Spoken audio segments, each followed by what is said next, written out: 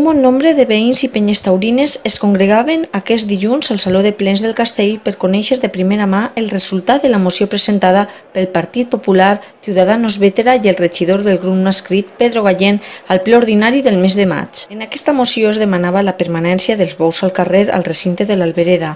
A més, també s'instava l'Ajuntament a la creació d'una comissió per estudiar i consensuar amb veïns de la zona i penyistes, així com representants de tots els grups polítics municipals, per a prendre les mesures necessàries per al bon desenvolupament d'aquests festejos. Aquesta proposta es feia davant la nova decisió per part de l'equip de govern de traslladar aquest acte taurí a la zona coneguda com Parc de l'R3 o nou Parc d'Esplai. La moció va ser aprovada per majoria absoluta amb els 11 vots a favor del PP, Ciudadanos, Pedro Gallén i Mascamarena Cube i els 10 en contra de Compromís, PSPB-PSOE i Assemblea Vétera Ciudadana. Cada partit va exposar la seva postura. El motiu d'aquesta moció no és altre que el d'intentar evitar que des de l'equip de govern integrat per Compromís, Partit Socialista i Assemblea Vétera Ciudadana s'aplique el rodillo a aquelles festes o tradicions que no són del seu agrado.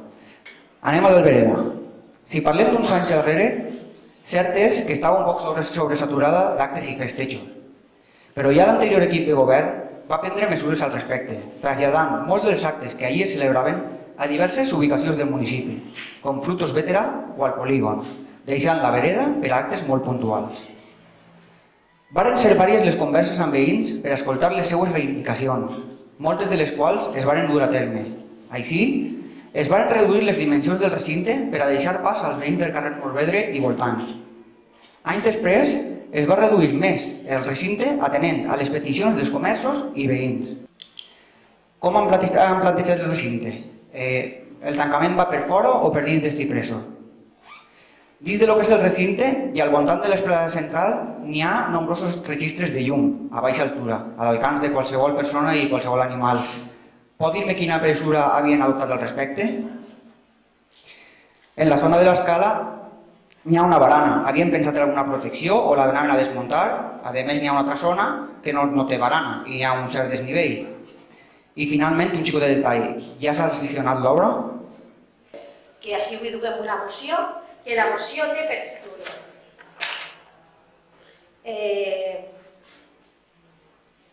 Bous al carrer a la Vega, i jo no haig de contestar aquesta sèrie de preguntes perquè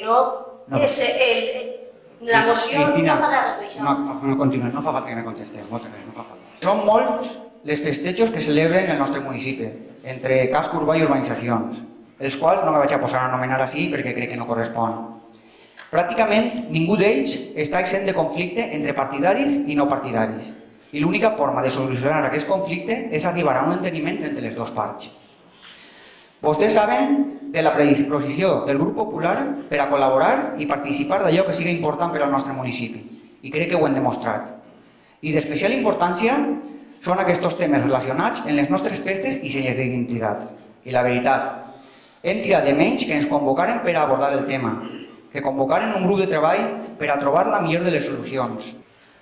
Después de reunirme y escuchar a gran parte de los afectados, en uno o en otro sentido, con respecto a la celebración de los toros en la Alameda de Vétera, he podido comprobar que no se han tenido en cuenta los intereses de todos ellos, que no se han escuchado a todas las partes afectadas, que no se han buscado alternativas viables para promocionar o realizar estos festejos en lugares más adecuados. En definitiva, han ido colocando trabas o se han buscado posibles soluciones con el único fin de evitar que se realicen festejos taurinos en Vétera. Yo personalmente tengo con esta moción un nudo en el estómago y la conciencia con muchas dudas. Lo expreso tal cual es, tengo muchas dudas, pero sí hay una que no tenemos, y es la sensación, la convicción absoluta de que creemos que los vecinos tienen razón y que urge una solución. Creemos que ya hace tiempo se debería haber tomado una decisión, y sobre las dudas las tenemos en cuanto a qué es lo que habría que hacer, cómo y en qué momento, pero en ningún caso tenemos dudas sobre que los vecinos tienen derecho al descanso y que debería de buscarse soluciones alternativas. El voto de mi grupo va a ser contrario a esta moción, ya que nosotros sí que vamos a respetar los acuerdos alcanzados tanto por el equipo de gobierno que inició la legislatura como el que la ha continuado.